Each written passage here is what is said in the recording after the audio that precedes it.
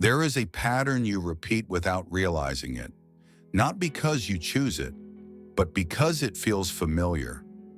You think your decisions are conscious, rational, free, but most of them are echoes, the same interpretation, the same reflex, the same internal movement running again and again under different circumstances. You call it my personality. You call it how I am. But very often it is simply what you have repeated the longest.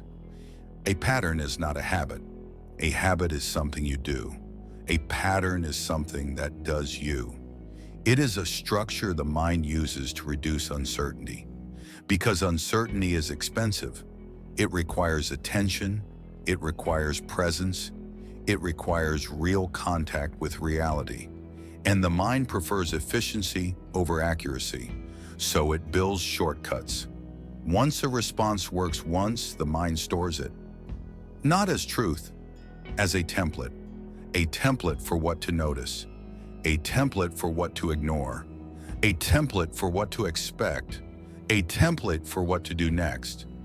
And then something subtle happens. The mind stops asking, what is happening now? And starts assuming, I already know what this is. That assumption feels like intelligence. It feels like experience. It feels like being prepared. But it is also the beginning of blindness, because you are no longer meeting the present. You are meeting your memory of the past. Different people, different moments, same internal script. Patterns operate quietly. They don't announce themselves. They don't feel intrusive. They feel normal. So normal that you rarely question them. You defend them. You justify them. You build identity around them. And the more you identify with a pattern, the less you can see it. This is why patterns repeat. Not because you are weak, not because you are broken, because repetition creates safety. What is predictable feels safe. What feels safe is repeated, even when it hurts, even when it limits you, even when it ruins something valuable. Because the mind does not aim for happiness, it aims for coherence. Coherence means, I know who I am. I know what to expect. I know what to do. A pattern is the mind's way to keep that story stable. But life is not stable. Life changes. People change, contexts shift, and when life changes, the pattern becomes outdated. Yet the mind keeps using it because it is familiar. This is how the unconscious works. It does not ask for permission. It runs in the background. It selects meaning. It selects danger. It selects what matters. Before you have time to decide consciously. So you feel an emotion before you understand why. You react before you can explain it. You pull away, you push, you freeze, you perform, and later you call it a choice. But often it was a pattern. A pattern is a prediction disguised as perception. You don't see what is, you see what you expect. And expectation is powerful. It shapes attention, it shapes memory, it shapes behavior.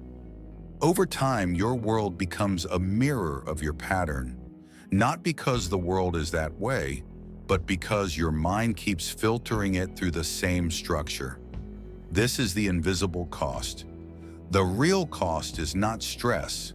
Stress is obvious. The real cost is narrowing. You stop noticing alternatives. You stop perceiving options, not because they don't exist, but because your mind is not looking for them. Life becomes familiar, but small. You move, but inside invisible boundaries. And because the boundaries are internal, you mistake them for reality. You start to believe, this is just how things are. This is just how people are. This is just how I am. That belief is the pattern protecting itself. Awareness does not erase the map. It shows you that it is a map. And once you see that, you can stop confusing the map for the territory. Here is the shift. Patterns don't need to be broken, they need to be seen. Awareness is not force, it is recognition. The moment you notice repetition, you create space. And in that space, the pattern loses authority. Because a pattern can only run completely when it is invisible. When you see it, it still exists. But it no longer owns you. The pattern you repeat without realizing it can only control you while it remains unseen. This is inner cognition.